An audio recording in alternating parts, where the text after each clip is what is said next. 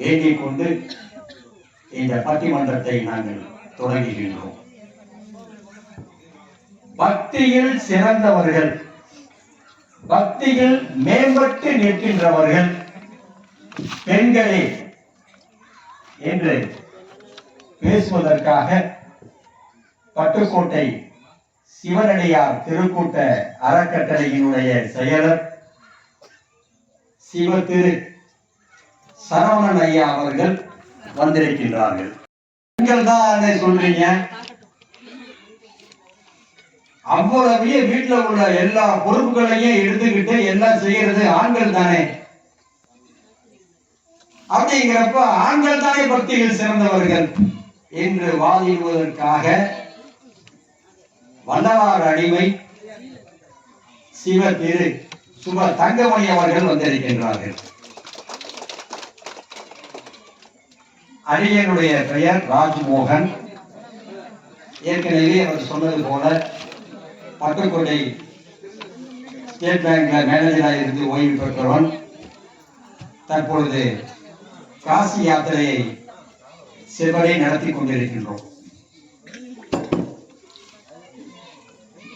இந்த பக்தி பக்தின்னு சொல்றாங்கல்ல, அப்படின்னா என்ன? சாமி கும்பிடுறப்ப பக்தி ஏத்துவோமா? அந்த பக்தியா சொல்லுங்க. இந்த பக்தி பக்தின்னு சொல்றாங்களே, என்ன பக்தினா என்ன?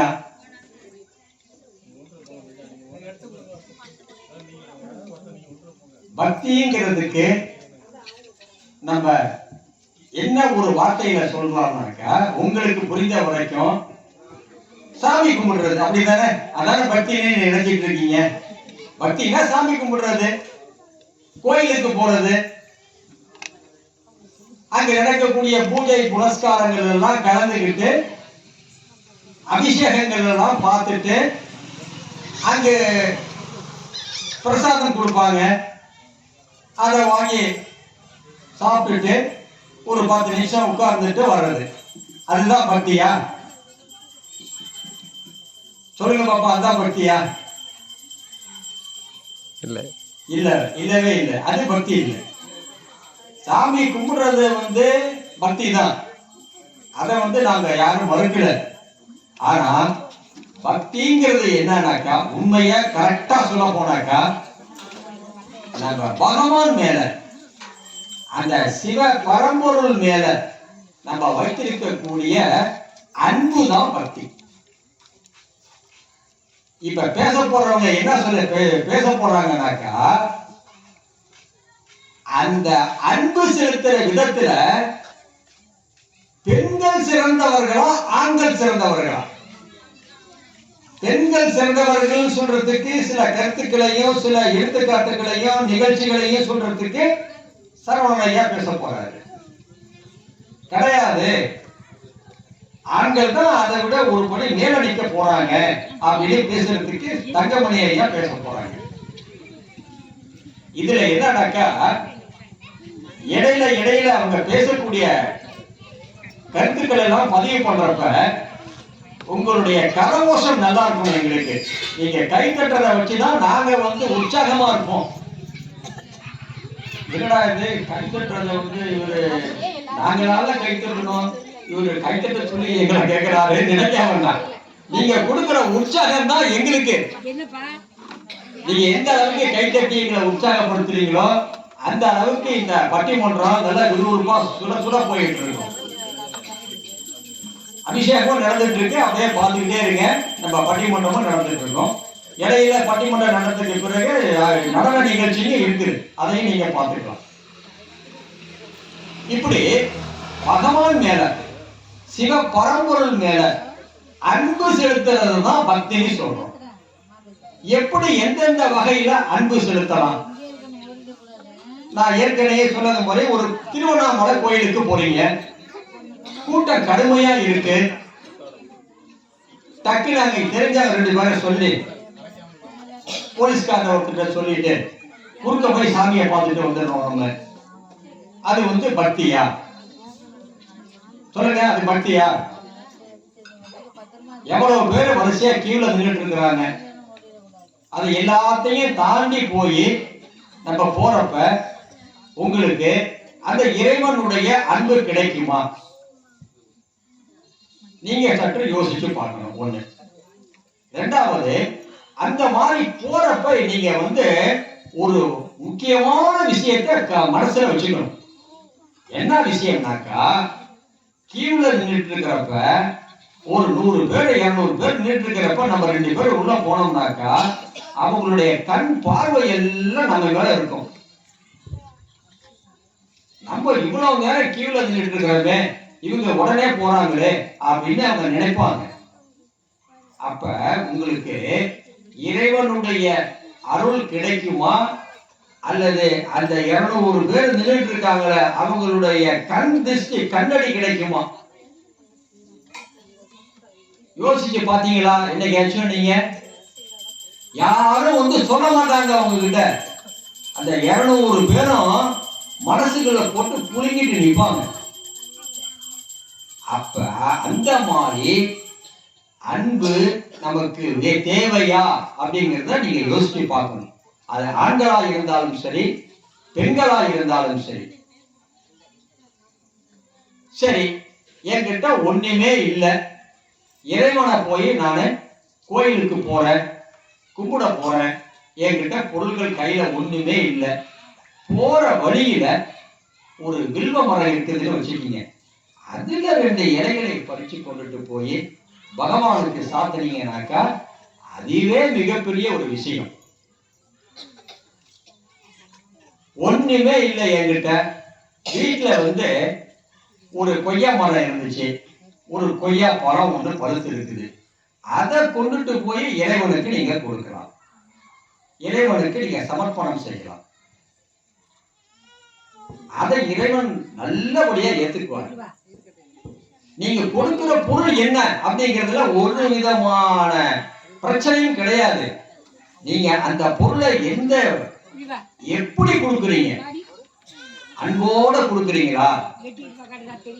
பாலாபிஷேகம் செய்யறேன், பஞ்சாமிர்தத்துல அபிஷேகம் பண்றேன்னு சொல்லிட்டு அதுக்கு செஞ்சதுக்கு இறைவன் கிட்ட போய் நம்ம பதிலுக்கு ஏதாச்சும் நம்ம கேட்கிறாம ஒரு கொய்யா பழத்தையும் ஒரு வில்வ இலையையும் நம்ம இறைவனுக்கு சாற்றிய பிறகு, இறைவா எனக்கு நீ என்ன செய்யணுமோ நீ செய்ய, எனக்கு என்ன வேணுங்கிறது உனக்கு தெரியும், நீ செய்ய அப்படின்ட்டு அந்த பொறுப்பை இறைவன் கிட்ட விட்டுறணும். அந்த மாதிரி நம்ம செய்யறோமா? இப்ப எது செஞ்சாலும் பதிலுக்கு பதில் நம்ம இறைவன் கிட்ட இருந்து எதிர்பார்க்கிறோம். அப்படிலாம் இல்லாம சில அருளாளர் பெருமக்கள் எந்தெந்த வகையிலெல்லாம் அன்பு செலுத்தினாங்க இறைவன் மேல, அந்த அன்பு செலுத்தினவங்கல்ல ஆண்கள் மேம்பட்டு நிற்கின்றார்களா, பெண்கள் மேம்பட்டு நிற்கின்றார்களா? இதுதான் இன்றைய பட்டிமன்றத்தினுடைய தலைப்பு. தற்பொழுது முதலில் பக்தியில் சிறந்தவர் பெண்களே என்று பேசுவதற்கு சிவத்திரு சரவணன் ஐயா அவர்களை இப்பொழுது பலத்த கரவசத்துடன் நான் அழைக்கின்றேன்.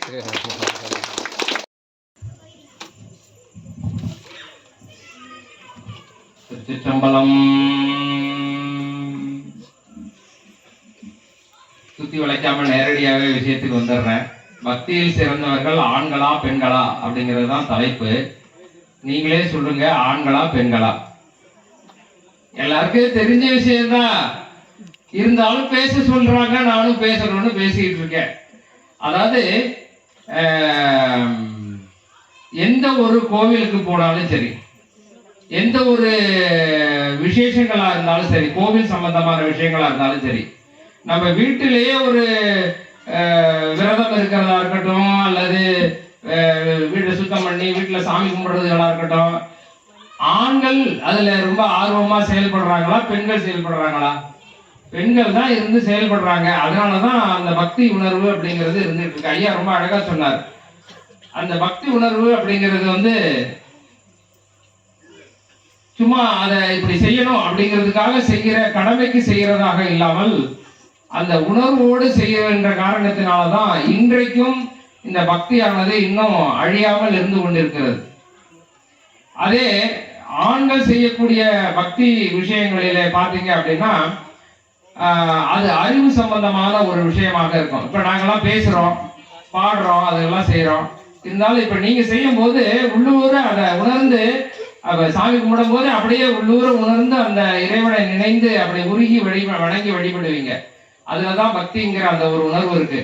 அதை தாண்டியும் ரொம்ப சரியா சொல்லணும் அப்படின்னா, பெண்களிடத்திலே பக்தி உணர்வு அதிகமாக இருந்த காரணத்தினாலே தான் ஆண்களாகிய நாங்களும் பக்தி உணர்வுலே கொஞ்சமாவது இருக்கிறோம்.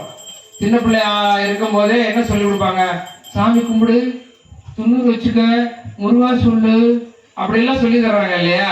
இதெல்லாம் சொல்லி தர்றது பெண்கள் தான் மெயினா. எங்க மாமா கூட சத்தம் போடுவாரு, இருந்தாலும் அது ஒரு மாதிரி இருக்கும். அதை பண்படுத்தி கொண்டுட்டு போகக்கூடிய ஒரு திறமை என்பது பெண்களுக்கே உரியதாக இருக்கும். காலையில எந்திரிச்சு பல்லு விளக்கினா நெற்றியில திருநீர் வைக்கணும், இல்லாட்டின்னா சத்தம் போடுவார், சாணி எடுத்து வைடா அப்படின்னு சொல்லிட்டு. அப்போ அது ஏன் அப்படி சொல்றாருன்னு கூட எங்களுக்கு தெரியாது. நல்லா வளர்ந்ததுக்கு பிறகுதான் எங்களுக்கே தெரிய வந்தது. காலையில எந்திரிச்ச உடனே சாமி கும்பிடணும், நெற்றியில முருகா வச்சுக்கணும் அப்படின்னு எங்க அத்தை சொல்லுவாங்க. அப்புறமா தான் எங்களுக்கு அது தெரிய வந்தது.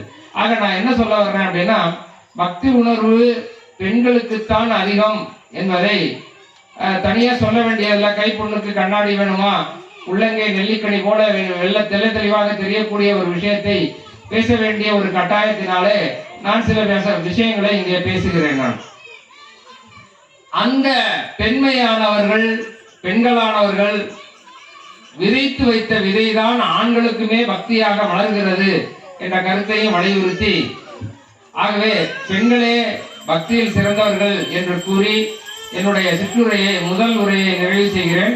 அடுத்தது தரக்கூடிய இறுதி உரையிலே இன்னும் கொஞ்சம் விரிவாக விளக்கமாக, ஏன்னா ஐயா கொஞ்சம் பேசுவாரு, அப்பதான் நான் ஏதாவது அதுக்கு எடுத்து பேசக்கூடிய விஷயமா வரும். ஒன்றும் இல்லை, இப்போ ஒரு உதாரணம் எடுத்துக்கோமே, ரொம்ப கஷ்டப்பட்டு பேச வேண்டிய ஒரு விஷயமா இருந்ததுன்னா நான் நிறைய அதை சொல்லி இதை சொல்லி அது அப்படி இருந்தது இது இப்படி இருந்ததெல்லாம் சொல்லலாம். நல்ல வெட்ட வெளிச்சமா தெரியக்கூடிய ஒரு விஷயத்த பேசுங்கன்னு சொல்லிட்டாங்க. அதனால எனக்கு என்ன பேசுறதுன்னு தெரியல.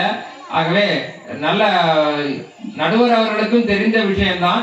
அதனால நல்ல தீர்ப்பை வழங்க வேண்டும் என்று நடுவர் அவர்களை கேட்டுக்கொண்டு இந்த சிற்றுரையை தொடர்ந்து நிறைவு செய்கிறேன். நன்றி, வணக்கம். திருச்சி இல்ல, நான் தெரியாம கேட்கிறேன், தப்பா நினைச்சுக்காதீங்க. திருநீர் பூசுறீங்களா? பூசுறாங்களாம். அப்படி யாரெல்லாம் பூசி அந்த சிறுமியர்களையும் சிறுவர்களையும் பள்ளிக்கூடத்திற்கு அனுப்பி வைக்கின்றீர்களோ அவர்கள் அத்தனை பேரும் வாழ்க்கையிலே ஒரு மிகப்பெரிய இடத்திற்கு வருவார்கள். சிவசிவா சிவசிவா.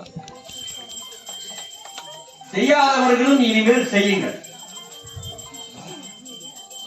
அந்த திருநீற்றுக்கு அவ்வளவு ஒரு மகிமை உண்டு.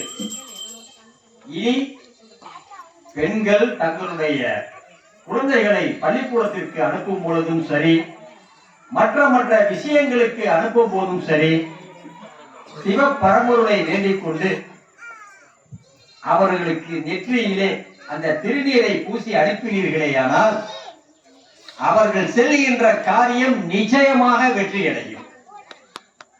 அதோடு மட்டுமல்லாமல் மிக கடினமான காரியங்களை எளிதான முறையிலே அந்த சிவ பரம்பொருள் முடித்துக் கொடுப்பார். அந்த பழக்கம் இல்லாதவங்க தயவு செய்து உங்களுக்கு செய்யுங்க. அதே மாதிரி வீட்டை விட்டு வெளியில போறப்ப பூஜை ரூமுக்கு போயிட்டு, பகவானே, நீங்க எந்த சுவாமியை வேணாலும் கும்பிடலாம், ஐயனாரை கும்பிடலாம், ஆத்தா கும்பிடலாம், சிவபெருமான கும்பிடலாம், திருப்பதி வெங்கடாஜலபதியை கும்பிடலாம், யார வேணாலும் கும்பிடலாம். அங்க போய் பூஜை அறையில ஒரு நிமிஷம் அப்படி நின்றுட்டு, பகவானே போற காரியம் நல்லபடியா நடக்கணும் அப்படின்னு ஒண்ணு சொல்லிட்டு நீங்க போங்க. எது வந்தாலும் உங்களுக்கு தடங்கள் இல்லாம நல்லபடியா நடக்கும். இந்த பழக்கத்தை நீங்க செய்ய ஆரம்பிச்சீங்கன்னாக்கா அதை பார்த்துக்கிட்டு அந்த குழந்தைங்க அதனுடைய வழியா செய்ய ஆரம்பிப்பாங்க. இதெல்லாம் ரொம்ப நல்ல பழக்க வழக்கம். இதெல்லாம் பெண்கள் நீங்க பெண்கள் செய்யறீங்கன்னு அவர் பேசினாரு, நிச்சயமா நீங்க எல்லாரும் அதை தயவு செய்து செய்யணும். இந்த பெண்கள் தான் பேசினாரு. உங்களுக்கு ஒரு சின்ன ஒரு கதை உங்களுக்கு சொல்றேன் கேளுங்க. உங்களுக்கு தெரியாத கதை இல்ல, தெரிஞ்ச கதை தான். இந்த திருச்செங்காட்டான்குடின்னு ஒரு ஊர் இருக்கு நன்னிலம் பக்கத்துல. யாராச்சும் போயிருக்கீங்களா? திருச்செங்காட்டான்குடி, செங்காட்டான்குடின்னு சொல்லுவாங்க. திருச்செங்காட்டான்குடி யாரும் போயிருக்கீங்களா? யாரும் போகல. அந்த ஊருடைய சிறப்பு என்னன்னாக்கா, அங்க ஒருத்தர் சிறு தொண்டர்னு ஒருத்தர் இருந்தார். சரி, இப்படி சொல்றேன் கேளுங்க. பிள்ளைக்கறி சமைச்ச கதை தெரியுமா உங்களுக்கு? தெரியும் தெரியும் தெரியும். பிள்ளைக்கறி சமைச்ச கதை தெரியுமா? யாருக்கு தெரியும்? கை தூக்குங்க. தெரியும். கை தூக்குங்க சும்மா. யாருக்கெல்லாம் தெரியும் பிள்ளைக்கறி சமைச்சது? கொஞ்சம் பேருக்கு தெரிஞ்சிருக்கு, கொஞ்சம் பேருக்கு தெரியல. பரவாயில்ல. அந்த பிள்ளைக்கறியை சமைக்கிறதுக்கு சிவபெருமான் என்ன செய்யறாருனாக்கா, ஒரு வயதான சிவனடியார் போல வேடம் பூண்டுட்டு அந்த திருச்செங்காட்டான்குடிக்கு வர. அப்படி வரப்ப அந்த ஊர்ல இருக்கிற இந்த சிறு தொண்டர்ங்கிறவர் என்னன்னாக்கா, டெய்லி ஒரு சிவனடியாருக்கு சாப்பாடை போட்டுட்டு தான் அவர் சாப்பிடுவார். புரிஞ்சுக்கிட்டீங்களா? அவருக்கு சிவனடியாருக்கு சாப்பாடு கொடுக்காம அவர் சாப்பிடவே மாட்டார். அன்னைக்கு பாக்குறப்ப சாப்பாடெல்லாம் செஞ்சு தயாரா இருக்குது. சாப்பிடுற நேரமும் வந்துச்சு. ஒரு சிவனடியாரை தேடி போனா சிவனடியார் எங்கேயுமே கிடைக்கல அவருக்கு. சிவனடியாருக்கு அமுது படைக்காம அவரு சாப்பிட மாட்டார். இவருடைய அன்பு, அதுக்குதான் இது ஏன் சொல்ல வரேன்னா, இந்த பக்தின்னா அன்புன்னு சொன்ன இல்லையா, அந்த அன்பை சோதிக்கிறதுக்காக சிவபெருமான் ஒரு சின்ன ஒரு நிகழ்ச்சியை நடத்தினார். சிவபெருமானே ஒரு சிவனடியார் தோற்றத்துல வந்தார் அந்த ஊருக்கு. சிறு தொண்டர் போய் எல்லா இடத்திலையும் சிவனடியார் இருக்காரா, அங்க இருக்காரா, இங்க இருக்காரோ தேடிட்டு வர்றப்ப இந்த சிவபெருமான் சிவனடியார் தோற்றத்தோட அங்கிருந்து வர்றார். நல்ல வேலைடா, இன்னைக்கு யாருமே இல்லைன்னு நினைச்சேன், ஒரு சிவனடியார் அந்த வந்துட்டு இருக்கிறார் அப்படின்னு சொல்லிட்டு இங்கேருந்து ஓடி போய் அவர் காலை தொட்டு வணங்கிட்டு, எங்க வீட்டுக்கு நீங்க இன்னைக்கு அமுது சாப்பிட வரணும். நான் ஒவ்வொரு நாளும் ஒரு சிவனடியாருக்கு சாப்பாடு கொடுக்காம நான் சாப்பிடவே மாட்டோம். நீங்க தயவு செய்து இன்னைக்கு எங்க வீட்டுக்கு வந்து சாப்பிடணும் அப்படின்னு சொல்ல. இவர் எதுக்கு வந்திருக்கிறாரு? இந்த சிறு தொண்டருடைய அன்பை, அவர் பகவான் மேல வைத்திருக்கிற அன்பை மக்களுக்கு எல்லாம் தெரியப்படுத்தணுங்கிறதுக்காக வந்திருக்கிறார். அப்ப அவர் சொல்றாரு, நான் சாப்பிடுவேன், ஆனாக்கா குழந்தை சின்ன குழந்தைகளை கறியா சமைச்சு எனக்கு நல்லா பரிமாறினா எனக்கு ரொம்ப பிடிக்கும். வருஷத்துக்கு ஒரு முறை தான் நான் சாப்பிடுவேன். அது இன்னைக்கு பார்த்து வந்திருக்கு. அதனால எனக்கு அந்த மாதிரி கறி சமைச்சு சாப்பாடு செஞ்சா நான் சாப்பிடுறேன் அப்படின்னு சொல்ல. அதுக்கு என்ன சுவாமி செஞ்சிடலாம் அப்படின்னு இவர் சொல்றாரு. ஒரு சின்ன ஒரு நிபந்தனை இருக்கு. தலைச்ச பிள்ளையா இருக்கணும், ஆம்பளை பிள்ளையா இருக்கணும், ஒரே பிள்ளையா இருக்கணும், ரொம்ப ரொம்ப முக்கியமானது ஒரே பிள்ளையா இருக்கணும். நல்லா கவனிச்சுக்கீங்கம்மா. இந்த பக்தின்னு சொன்னதுக்கு, அன்புன்னு சொல்றதுக்கு நான் அதை சொல்லிட்டு இருக்கிறேன். எப்பேற்பட்ட ஒரு அன்புங்கிறத நீங்க உணரணுங்கிறதுக்காக வேண்டி ஒரே பிள்ளையா இருக்கணும். இந்த 3 நிபந்தனையோட இன்னும் ஒண்ணு சொன்னாரு பாருங்க, அந்த தாய்மார்கள் உங்களால ஏற்றுக்கவே முடியாது.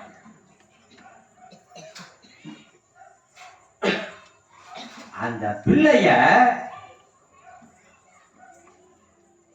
பெத்தாங்கள அந்த அம்மா, அந்த அம்மா வந்து அருவாமனையில அரிஞ்சி, கழுத்தை அரிஞ்சி, கைய காலையெல்லாம் ஒண்ணு ஒண்ணா வெட்டி அந்த கறியை எடுத்து ஆம்பளை பண்ணக்கூடாதான், அப்பா செய்யக்கூடாதான்.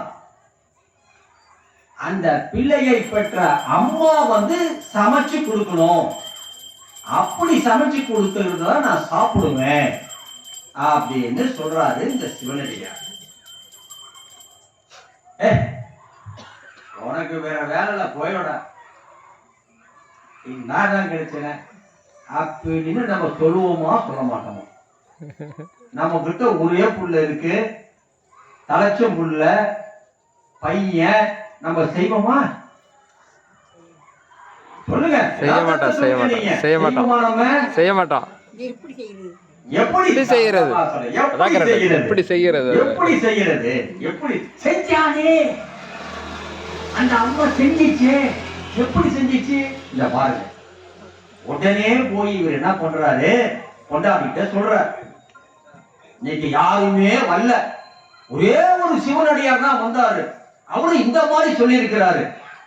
அதுக்கு என்னங்க, நம்ம கிட்ட தான் பையன் இருக்கான, சீரால இருந்து பையன் இருக்கான்ல, ஒரே பையன் தானே, தலைச்சுக்குள்ள தானே, கறி சமைச்சு போட்டுருவோம். இதுல என்ன பெரிய விஷயம் இருக்குது? அது இல்ல, அதை நான் ஒன்றும் செய்யக்கூடாதான், நீ தான் அருவாமனையிலே அறிஞ்சு கறி சமைக்கணும். எப்படி இருக்குங்க நினைச்சு பாருங்க.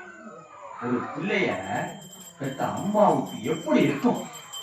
ஆனா அவங்க சொல்றாங்க, பரவாயில்லைங்க, நம்ம செஞ்சு கொடுப்போம். சிவனடியார் ஆசைப்பட்டுட்டாருல, அதை மாதிரி நம்ம செய்வோம் அப்படின்னு சொல்லிட்டு அதே மாதிரியே அவங்க பெற்ற பிள்ளைய ஸ்கூல் நல்லா கவனிச்சுக்கீங்க. பள்ளிக்கூடத்துல இருக்கா அந்த பிள்ளை, பள்ளிக்கூடத்துக்கு காலையில புறப்பட்டு போயிட்டான். இவரு போய் இங்க இருந்து பள்ளிக்கூடத்துக்கு போய் வாத்தியார்கள்ட்ட சொல்லிட்டு அந்த பையனை கூட்டிட்டு வர்றாரு. எதுக்கு கூட்டிட்டு வர்றாரு? சமைக்கிறதுக்காக. கறி சமைக்க கூப்பிட்டு வர, கொல்றதுக்கு. அப்படி சொல்லக்கூடாது, நம்ம கொல்றதுக்கு கூப்பிட்டு வராருங்க. இது அனுப்புவாங்க, யோசிச்சு பாருங்க. பள்ளிக்கூடத்துக்கு அனுப்புன பையனை கூப்பிட்டு வந்து அவனை வெட்டி கொன்னு கறியை சமைச்சு அந்த சிவனடியாருக்கு போடுறதுக்கு அப்படி கூப்பிட்டு வராருங்க. என்ன குடும்பம் இல்ல, எப்பேற்பட்ட நிகழ்ச்சி. கூப்பிட்டு வராரு. கூப்பிட்டு வந்து அந்த பையனை குளிப்பாட்டி சுவாமிக்கு முன்னாடி நிக்க வச்சு, இப்ப சத்தமிக்க சொன்ன திருநீர்லாம் அவருக்கு பூசி, அவரால் முடியல, தாங்க முடியல, ரூமுக்கு வெளியில போயிட்டாரு. அந்த அம்மா அருவாமனையில அவர் கழுத்தை அறுத்து அந்த ரத்தத்தை பிடிச்சி, அந்த ரத்தத்துல ஒரு பொரியலை ஒண்ணு செஞ்சு கையை காலெல்லாம் வெட்டி கறி சமைச்சு, அதோடு மட்டுமல்லாம தலையில மூளைக்கறியை எடுத்து தனியா சமையல் செஞ்சு எல்லாம் தயாரா இருக்கு. இவரு போய் கூப்பிடுறாரு. சிவனடியார் ரூபத்துல வந்திருக்கிற சிவபெருமான் அங்கே இருந்து வர்றார். குளிச்சு கிழிச்சிட்டு வர்றார். சரி, எல்லாம் தயாரா இருக்கு. இலை போடுறாங்க. உட்கார்றாரு.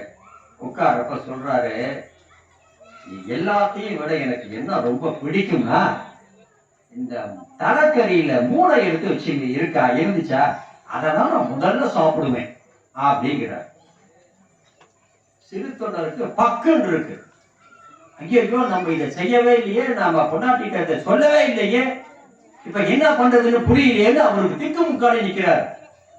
உடனே அந்த அம்மா, ஒன்னும் இல்லை, ஏதாச்சும் இவர் இந்த மாதிரி ஏதாச்சும் கேட்பாருன்னு தெரிஞ்சுதான் அந்த மூளையை எடுத்து வறுவல் செஞ்சு வச்சிருக்கிறேன், அதை கொடுப்போம் அப்படின்னு சொல்றாரு. இதெல்லாம் நீங்க உங்களால ஏத்துக்க முடியுமா? எப்பேற்பட்ட ஒரு அன்பு இருந்துச்சுனாக்கா இதெல்லாம் ஒரு அம்மாவால செய்ய முடியும். அதுக்கு பிறகு அந்த அன்பை சொல்லி, அன்பை வெளிப்படுத்தி மக்களுக்கு எல்லாம் தெரிய வச்சு, அந்த சிவனடியார் ரூபத்தில் இருந்த அந்த சிவபெருமான் தெருவில் சீராளா ஓடிவாடான்னு சொல்ல, அந்த பையன் உயிரோட வரும். அப்படியே அங்கிருந்து இதுக்காக நான் அந்த கதையை நான் உங்களுக்கு சொல்ல வரல. நான் சொல்ல வந்தது எதுக்குனாக்கா, பெத்த தாயானவள் எவ்வளவு சிவபெருமான் மேல அன்பு இருந்துச்சுனாக்கா, தன் கையாலேயே தான் பெற்ற 10 மாதம் சுமந்து பெற்ற ஒரு குழந்தையை அறுத்து கறி சமைச்சு கொடுப்பான். இதுல என்ன வேடிக்கைனாக்கா, இதுல இந்த சிறு தொண்டர் 63 நாயன்மார்களில் ஒருவராக இருந்தவர். புரிஞ்சுதா உங்களுக்கு? ஆனா 63 நாயன்மார்களில் ஒருவராக இருக்கக்கூடிய தகுதி யாருக்கு இருக்கு சொல்லுங்க? அவருடைய மனைவிக்கு. சொல்லுங்க பெண்கள் சொல்லுங்க. 63 நாயன்மார்களில் ஒருவராக அந்த புருஷனா இருக்கக்கூடிய சிறு தொண்டர் வருகின்றார். ஆனால் நீங்க மனசாட்சிய மனசுல கை வச்சு சொல்லுங்க, அந்த 63 நாயன்மார்களில் ஒருவராக இருக்கக்கூடிய தகுதி யாருக்கு உண்டு? சிறுத்தொண்டனாருடைய மனைவிக்கு தான் உண்டு. தான் பெற்ற குழந்தையை தன் கையால் அறிந்து கறி சமைத்து வைத்தவர். புரியுதுங்களா? இப்பேற்பட்ட ஒரு அன்பு. அப்ப பக்தியில் சிறந்தவர்கள் பெண்கள் தானே? கண்டிப்பா. அதுல ஏதாச்சும் சந்தேகம் இருக்கா உங்களுக்கு? சொல்லுங்க. சந்தேகம் இல்லை. பட்டிமன்றத்தை முடிச்சிடலாமா? இல்லை, பேசணும், அவர் பேசணும். முடிக்க முடியாது. சட்டம் முடிச்சிருவாரு. நான் நடுவராக இருந்தாலும் சட்டம் என்ன எதுக்கு கொண்டு வந்து வச்சிருக்கீங்க? என்ன ஒரு வார்த்தை பேச விடுற, இதுக்குள்ளே தீர்ப்பா அப்படின்றாரு. புரியுதா? அவருக்கும் ஒரு வாய்ப்பு கொடுக்குமே. அவர் என்னதான் சொல்றாங்க பாப்புமே. இல்ல பாப்புமே, என்னதான் சொல்றாங்க பாப்புமே. தங்கமணி ஐயா அவர்களை பக்தியில் சிறந்தவர் ஆண்கள் தான். ஆண்கள் கொஞ்சம் கை கட்டுங்க. ஆண்கள் தான் உங்க சார்பா பேச வந்திருக்கல. வாங்க வாங்க, என்ன கருத்து சொல்ல போறீங்க சொல்லுங்க. வணக்கம் வணக்கம், எல்லாரும் வணக்கம் சொல்லுங்க. வணக்கம் வணக்கம். எனக்கு வணக்கம் சொல்ல வேண்டாம், சாமிக்கு வணக்கம் சொல்லுங்க. சாமி பேரு ஆத்மநாதர். அவர் பொம்பளையா ஆம்பளையா? எல்லாரும் பொம்பளைங்களா ஆம்பளைய கும்பிட வந்திருக்கிறோம். ஐயா ஒன் சைடா பேசியிருக்காரு. இந்த தாய்மாருக்கு எப்படி எல்லாம் வக்காலத்தை வாங்கி பேசி அந்த குழந்தைய அருவாமனை வச்சு மீன் அறிவது மாதிரி அறிஞ்சு சாப்பாடு போட்டாருன்னு சொல்லி ஐயா என்ன பேசுறா, நான் அப்புறம் உள்வாங்கி பேசுறேன்னு சொல்லிட்டு அமர்ந்திருக்கிறாரு. ஐயா அவசரம் சாமிக்கு ஆராதனை காட்ட போறாங்க. இந்த இடத்துல நான் ஒண்ணு சொல்றேன். உங்களுக்கெல்லாம் வழி விட்டு எங்களுடைய அன்பு சகோதரர்களை நின்றுட்டு இருந்தாங்க பாருங்க. இதை விட வேற என்ன சிறப்பு வேணும்? இதுதான் ஆண்களுக்கு உள்ள பெருமை. உங்களுக்கெல்லாம் உட்கார வச்சு அங்க வரணும். எவ்வளவு பின்னாடி அமைதியா ஒரு ஆண் இல்லைன்னா பெண் இல்ல. அபிஷேகம் முடிஞ்சு விட்டு பேசுவோமா இல்ல பேசுவோமா? நடுவர் அவர்களே, இல்ல அபிஷேகம் நடந்துட்டு இருக்கட்டும். காதலாயி கசிந்து கண்ணீர் மல்கி, காதலாயி கசிந்து கண்ணீர் மல்கி, ஓதுவார் தம்மை நன்னறி ஒழிப்பது வேதம் நான்கினும் மெய்ப்பொருளாவது நாதன் நாமம் நமச்சிவாயவே, நாதன் நாமம் நமச்சிவாயவே.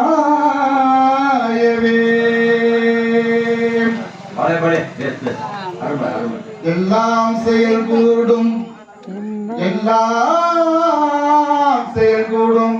கருங்குளத்துல அமைதியாக அமர்ந்து எம்பெருமான் சிவபெருமானை ஆத்மநாதரை வணங்கிக் கொண்டிருக்கக்கூடிய தாய்மார்களும் எங்களுடைய அன்பு சகோதரர்களும் அறம் சார்ந்த அன்பு உள்ளங்களும் அவர்களுடைய வேண்டுதல் வர வேண்டும். அப்பா நான் வேண்டுதல் கேட்டு அருள் புரிதல் வேண்டும், ஆறுதலுக்கெல்லாம் நீ அன்பு செய்ய வேண்டும். சாமியை நீங்க பார்க்க வேண்டியது இல்லைங்க. உங்களுடைய மனசு தூய்மையா இருந்தா சாமி உங்களை பார்க்கும். நீங்க ஏன் சாமியை கும்பிட்டு நீங்க பார்க்காதீங்க. எனக்கெல்லாம் அப்படித்தான். நான் சாமியே கும்பிட்டதே கிடையாது. சாமி என்ன கும்பிடும், அம்மா கொண்டு திருநீரை கொடுப்பாங்க. என் பேரு தங்கமணி. நீங்க சாமியை போய் முண்டி அடிச்சுக்கிட்டு பாத்தீங்கன்னா அங்கே உட்கார்ந்து இருக்கவங்களுக்கு மறைக்கணும்ல. அவர் பாட்டுக்கு பூஜை செய்யறாரு, நான் பாட்டுக்கு அது பாட்டுக்கு இருந்தோம்னா எல்லா உயிர்களும் வாழ்க, எல்லா விரதம் கோலயமெல்லாம் போங்குக. சத்குருநாதா சத்குருநாதா. சாமி உங்களை பார்க்க ஆத்மநாதர், யோகம்பால் உங்களை பார்ப்பாரு. எல்லாம் செயல் கூடும் என்னானை அம்பலத்தே எல்லாம் அல்லான் தனையே ஏத்து. இன்று வருமோ அல்லது நாளைக்கே வருமோ அல்லது மற்றொன்று வருமோ அறியேன் என் கோவே. துன்று மலகம் மாயையற்று வெளிக்குள் வெளிகடந்து சும்மா இருக்கும் சுகம். என்னப்பா வீட்டுல பண்ற? சும்மாதான் இருக்கிறேன். ஏன் வயசு 24 ஆயிருச்சு, ஒரு வெளிநாட்டுக்கு போக கூடாதா? வெளிநாட்டுக்கு போயிட்டு உனக்கும் ஒரு கால் கட்டு போடணும்ல, ஒரு நல்ல பொண்ணு பார்க்கணும்ல, திருமணம் செய்யணும்ல, வெளிநாட்டுக்கு போயிட்டு வாப்பா. சரின்னுட்டு ஒரு அன்பர் எல்லாம் ஊர்ல குறைச்சிட்டாங்க. வெளிநாட்டுல எல்லாம் சம்பளத்தை குறைச்சிட்டாங்க. வெளிநாட்டுக்கு சம்பளத்தை குறைச்சாலும் நம்ம கிராமத்துல இப்ப கருங்குளம் இங்க பாத்தீங்கன்னா தம்பிக்கோட்டை எல்லாம் லண்டன், ஜெர்மனி, கனடா, சிங்கப்பூர் எல்லாம் போறோம். எவ்வளவு பேர் போயிருக்காங்க. அவர் வீட்டிய பொருள்னாலதான் இப்ப நம்ம வீட்டுல நகை போட முடியுது, பட்டு பாவாடை உடுத்த முடியுது. இங்க பார்க்கக்கூடிய பரவசமாக கூடிய பரதநாட்டியம் ஆடக்கூடிய சகோதரி பாருங்க, அவங்க அப்பா அம்மா எடுத்து கொடுக்கலன்னா இங்க வந்து பரதநாட்டியம் ஆடி இருக்க முடியாது. எவ்வளவு கண்களை பார்க்கக்கூடிய அற்புதமான காட்சி. இங்கோட்டு பிள்ளை அவளுடைய அற்புதமான நடனம் அனைவரையும் கெஞ்சியது, மனம் கொஞ்சியது. நம்ம வீட்டு பிள்ளையும் இந்த இடத்துல ஆடாதா என்று மனம் அப்படியே உருகியது. நாங்களும் ஒரு கணம் அப்படியே சிந்தித்தான் பார்த்தோம். பரவாயில்லையா, கருக்குளத்துல இப்படிப்பட்ட தாய்மார்கள் சகோதரிகள், அதை விட பொறுமை காத்திருக்கக்கூடிய என்னுடைய அன்பு சகோதரர்கள், ரொம்ப பொறுமை, ரொம்ப கண்ணிய. ஆகவே உங்களுடைய பொன்னார் திருவடிகளுக்கு உள்ளபடியே அடியரின் பணிவான வணக்கம். நான் நேற்று முன்தினம் ஒரு கூட்டத்துல 12 நிமிஷம் தான் பேசினேன். 12 நிமிஷம் பேசுனதுக்கு எனக்கு எவ்வளவு தெரியுமா? பேசி 7000 ரூபாய். தங்கிக்கிறதுக்கு ஒரு ரூம், குடிக்கிறதுக்கு வெந்நீர், சாப்பாடு என்ன வேணுமோ அதெல்லாம் வரும். என்னோட பேசி ஐயாவுக்கு நடுவருக்கு 75,000. ஆனா நாங்க காசுக்காக வேண்டி இங்க வரல. வள்ளுவர் அழகாக சொல்லுவான், பொருளாட்சி போற்றாதாருக்கு இல்லை, அருளாட்சி ஆங்கில்லை ஊந்தென்பவருக்கு சொன்னான். இதை அழகா கொண்டாந்தாரு ஐயா. இந்த பிள்ளைக்கறி சமைப்பதை அப்படி பிள்ளை எப்படி சிவனுடைய சோதிச்சுட்டு அப்படியே அவனுக்கு உயிரூட்டினாரோ அதே மாதிரி எப்படி பாருங்க உங்களுடைய மனதெல்லாம் உருக வைகளுக்கு கொண்டு வந்தார். இன்னைக்கு நாடா அப்படியா போய்கிட்டு இருக்கு. பள்ளிக்கூடத்தை தனியார் நடத்துது, சாராய கடை அரசாங்கம் நடத்துது. நம்மளுக்கு அந்த வந்து எதுக்கு? கருங்குளத்துல வந்து சாமியை கும்பிட்டோமா, 2 இட்லியை சாப்பிட்டப்பா, இப்படியே வந்த வெளியே போனோமா இல்லாம ஏதோ உங்கள்கிட்ட சொல்றேன். நம்மளுக்கு வேண்டாம், அரசாங்கம் நமக்கு வேண்டாம், வேண்டவே வேண்டாம். அது மாதிரி போய்கிட்டு இருக்கு. வரலாறு சொன்னார், கொடுத்தவரையெல்லாம் புகழ்ந்துரைத்து கொடுக்காதவரையெல்லாம் இகழ்ந்துரைத்து. 5000 ரூபாய் பணம் 4 பேர் கேரள. என் முன்னாடி வரும்போது அந்த வேலையை நீ பார்க்காம இந்த வேலையை போற முட்டு பொருட்டி பார்ப்போம், தலையிட்ட மன கொடுப்போம் சொல்லிட்டு தான் இங்க வந்துட்டு. நெசமா நடந்த எங்க குடும்பத்துக்கு நடந்த கதை. என் தம்பிக்கும் எனக்கு ஏறல, எங்க அண்ணன் வாத்தியார் அவருக்கு ஏறிச்சு. முடிந்தவன் வாழ்கின்றான், முடியாதவன் போதிக்கின்றான். என்ன செய்வது? எதை நான் நம்புவது, எது மனதை நாட்டுவது? தத்தை சிரிப்பிற்கும் தத்தளிக்கும் மார்பிற்கும் ஒரு உறவில் சந்தனத்தையும் சவாதையும் தொடுவேன், மறு உடனே சாக்கடையை தொடுவேன். இதுவே எனது வாழ்க்கையின் விதி என்றாகிவிட்டது. நான் என்ன செய்வேன்? அந்த குடும்பம் தாங்க முடியாம இங்க வந்தேன். இதெல்லாம் அம்மா கிட்ட சொல்லி கண்ணீர் விட வேண்டிய சூழ்நிலை. என்னுடைய அன்பர் ஒருத்தர் வெளிநாட்டுக்கு போனாரு. வெளிநாட்டுக்கு போனா அப்பொழுது பயபக்தி. ஐயா கருங்குளம் சேகர் ஐயா மாதிரி எப்ப பார்த்தாலும் பட்டை கொட்டை அப்படியே பார்க்கலாம், திருநீர் அப்படிதான் இருப்பாரு. அவரு மாதிரி சாமியே ஒரு ஆள் வந்து அவர்கிட்ட கேட்டுச்சு, இப்படி பயபக்தியா இருக்கிறீங்க பிள்ளை, உனக்கு என்ன வேணும்னு கேட்டுச்சு. ஐயா நான் அடிக்கடி சிங்கப்பூர் போயிட்டு வர்றேன், அங்க உள்ள கோயில் எல்லாம் அர்ச்சனை பண்ணிக்கிட்டு இருக்கேன், மணி அடிக்கிறேன். அங்க என்னன்னு கேட்டீங்கன்னா விமான டிக்கெட்டை போய் ஏற்றிட்டேன். பொங்கலுக்கு தீபாவளிக்கு வர்றதா இருந்தா அங்க இருந்து திருச்சிக்கு 45,000 ரூபாய் டிக்கெட் போடுறேன். சிவபெருமானே உன்னை நல்லா வணங்கி கேட்டுக்கிறேன், எனக்கு இப்படியே ஒரு ரோடு போட்டு கொடுத்துரு. ரோடு சிங்கப்பூருக்கு ஒரு ரோடு போட்டு கொடுத்துருன்னு ஐயா வேண்டாரு. அப்ப சாமி பார்த்துச்சு, இவனுக்கு ரொம்ப கொழுப்பு, கடலுக்குள்ள ரோடு போட சொல்றானே, இது நியாயம் ஐயா? அடுக்குமா இதெல்லாம் நல்லா இருக்கா? ரோடு போட சொல்றாங்க, சரி பரவாயில்ல, நான் ரொம்ப பயபக்தியா இருக்கிறேன். நீங்க சொன்னீங்கன்னா புள்ளைய அறுத்து சமைச்சு அப்படியே மூளை கடையெல்லாம் வச்சு இதெல்லாம் நடக்குமா நாங்க கேட்போமா? கதையா காரணமா கற்பனைக்கு தோரணமா. ஆனா இருந்தாலும் நடந்திருக்கு அந்த காலத்துல. சிவபெருமான் அப்படிதான் சோதிச்சு இருக்காரு. சரி, இது ஒரு சாதாரண ரோடு தானே, இப்பெல்லாம் ரோடு போட்டாங்க. அந்த காலத்துல ரோடெல்லாம் இருந்துச்சு. நம்ம ராமேஸ்வரத்துல தனுஷ்கோடியில ரோடு இருந்துச்சு, கடலுக்குள்ள. இலங்கைக்கு ரோடு இருந்துச்சு. நான் இப்ப சமீபத்துல 2 மாதத்துக்கு முன்னாடி இலங்கைக்கு போயிட்டு வந்தேன். இலங்கைக்கு நமக்கு ராஜராஜ சோழன், நம்ம தஞ்சை ஆண்ட ராஜராஜ சோழன் தான் இலங்கையே வந்து அற்புதமான நகரத்தை அங்க உள்ள ஆலயங்கள் எல்லாம் கட்டியிருக்கான். நம்ம தமிழர்களுக்கு தெரிஞ்சு ஒரு கரவழி தட்டுங்க, நம்மால கட்டிருக்கான். இப்ப நம்ம அந்த நாட்டுக்கு போறதுக்கு முடியல. சிங்கப்பூருக்கு போனா சம்பளம் ஐயா குறைச்சிட்டாங்கன்னு சொல்றாரு. சரி பரவாயில்ல, அந்த புண்ணியவா ரோடு கேட்டிருக்கான். சாமியாரினால முடியாதுன்னுட்டாரு, கதைக்கு வருவோம். சரி பாவம், அவனுக்கு இன்னொரு சைஸ் கொடுத்து பார்ப்போம், இன்னொன்னு ஏதாவது கேட்போம்னு. சாமி ஏடா இதெல்லாம் முடியாதா, ரோடு போட முடியாதா, ரொம்ப செலவாக, வேற ஏதாவது கேட்டா ஈஸியா, ஏதாவது நகை கேளு பணம் கேளுன்னு கேட்டிருக்காரு. ஐயா என் மனைவி ரொம்ப வாய் பேசுறா, அவளை கொஞ்சம் வாய் நிப்பாட்டுங்க ஐயா இருக்காரு. அதுக்கு சாமியார பார்த்தாரு, இது ஒத்து வராது, மனைவியை போய் வாய் நிப்பாட்ட சொல்றேன். அப்ப சாமியார் கேட்டாரா, முதல்ல கேட்டியப்பா ரோடு சிங்கிள் ரோடா டபுள் ரோடான்னு கேட்டான். உனக்கு ரோடு போட்டு தர்றேன், சிங்கிள் ரோடா டபுள் ரோடான்னு கேட்டாராம். பெண்கள் எல்லாம் நீங்க பயப்படுத்தி இருக்கிறீங்க, நாங்க அதை நம்பணும். மாடா உழைக்கணும், நாயா உழைக்கணும். நீங்க கேட்கறதுக்குலாம் 2500 ரூபாய். இன்னைக்கு சிவராத்திரி பட்டு புடவை எடுத்து கொடுக்கணும், இந்த தோட்டை மாத்தி கொடுக்கணும், கோயில கட்டணும், சுத்தம் செய்யணும். அதுக்கெல்லாம் ஆண்கள் தேவை. நீங்க அழகா மிடிச்சுக்கிட்டு சாமி கிட்ட வந்து கும்பிட்டு போயிருக்கீங்க, நீங்க எல்லாம் பக்திமா இருக்கோம். அப்புறம் நாங்கெல்லாம் என்னப்பா, ஊரா தோட்டத்துல ஒருத்தம் போட்டா வெள்ளரிக்கா, காசுக்கு 2 விக்கெட் சொல்லி கடலாசி போட்டா வெள்ளைக்காரன். யார் வீட்டுல யார் சாப்பிடுறது நாங்கெல்லாம் சொல்ல முடியுமா? யாராவது மனசாட்சியை தொட்டு சொல்லுங்க, எங்க வீட்டுக்காரர் நல்லவர்னு சொல்லுங்க, கை தூக்க பார்ப்போம். ஒருத்தர் அப்புறம் எப்படி இங்க பக்தியில சிறந்தவங்க சொல்லுங்க.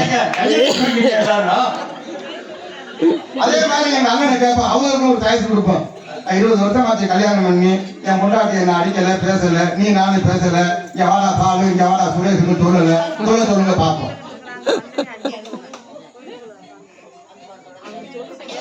வாழ்க்கை என்றால் 1000 இருக்கும், வாசல் தோறும் வேதனை இருக்கும். வேதனையை கண்டு வெம்பி விடாது, தோல்வி கண்டு தோன்று விடாது. இதெல்லாம் வாழ்க்கை, இதெல்லாம் வாழ்க்கை. வாழ்க்கைன்னா போராட்டம் தான். ஆண்கள் இல்லைன்னா பெண்கள் இல்லை, பெண்கள் இல்லைன்னா ஆண்கள் இல்லை. ஆணில் பெண்ணும் பெண்ணில் ஆணும் அன்னூர வகுத்து அருட்பெரும் சொல். ஆண் இல்லைன்னா பெண் இல்லை. ஒரு நல்ல தாய்மார்கள், இந்த அம்மா இருக்கு, 4 பேத்தி பிறந்துருச்சு மகளுக்கு, ஒரே ஒரு ஆம்பளை புள்ள இந்த வீட்டு ஆடுறதுக்கு அது மனசு என்ன வருத்தப்படும். ஒரு பையன் கோயில் சுடுகாடு, கொள்புளிக்கோ நல்லாடு, எனக்கு ஒரு கொல்லி போடுறதுக்கு ஒரு பையன் இல்லையே, இந்த மனசு ஏங்காத. ஆண் பிள்ளையா இருந்தாலும் சான் பிள்ளை இல்லை, மனசு ஏங்கும் இல்லை. அதான் வள்ளுவன் அழகாக சொன்னான், ஈன்ற பொழுதில் பெரிது ஓக்கும் தன் மகனை சான்றோன் என கேட்ட தாய். தாய் என்ன பெருமைப்படுவாளாம், பொம்பளை பிள்ளை பிறந்துட்டா கொஞ்சம் வருத்தப்படுவாங்க. 12 வயசு யார்கிட்ட பிடிச்சி கொடுக்குறது, மாப்பிள்ளை சொந்த பந்தத்துல இல்லையே, அண்ணமே இல்லையே, தம்பிமே இல்லை, பிரைவேட்ல தானே பார்க்கணும், நான் என்ன செய்ய போறேன். அதே மாதிரி ஆம்பளை பிள்ளை பிறந்துச்சுங்கிற அந்த சந்தோஷம் அப்படியே என் புள்ள மாடு வச்சாலும் எனக்கு தண்ணி ஊத்திடுவான். கற்பனை பாருங்க, நல்லா படுத்து கணக்க புள்ளா இருக்கன்னு சொல்றது இல்ல, என் புள்ள மாடு வச்சாலும் எனக்கு கவர் போட்டுருவான். அதான் வந்து சொன்னான், என்னதெல்லாம் உயர் உள்ளது மற்றது தள்ளினும் தள்ளாக நிறுத்தினான். இன்னைக்கு ஆன்மீகம் ஆடம்பரமாகத்தான் போய்கொண்டிருக்கிறது. அது இறை வழிபாட்டில் பெண்களை விட அல்லும் பகலும் அயராது உழைக்கின்ற எங்கள் ஆண்களே சிறந்தவர்கள். இந்த ஆலயத்தை கட்டியவர்கள் ஆண்கள். இந்த ஆலயத்திற்கு திருப்பணி செய்வதற்காக சகோதரிகளை வர சொல்கிறார்களே, இவர்களுக்கு பின்னால் ஒரு ஆண்கள் மறைந்து கொண்டிருக்கிறார்கள். உங்களுக்கெல்லாம் முன் வரிசையில் வழிவிட்டு பின்னாடி அமர்ந்திருக்கிறார்களே, ஆண்கள் தான் என்று சொல்லி என்னோட முதல் சுற்று வாதத்தை நிறைவு செய்து பிறகு ஐயா என்ன பேசுகிறார் என்று அதற்கும் ஒரு பதிலடி இருக்கிறது.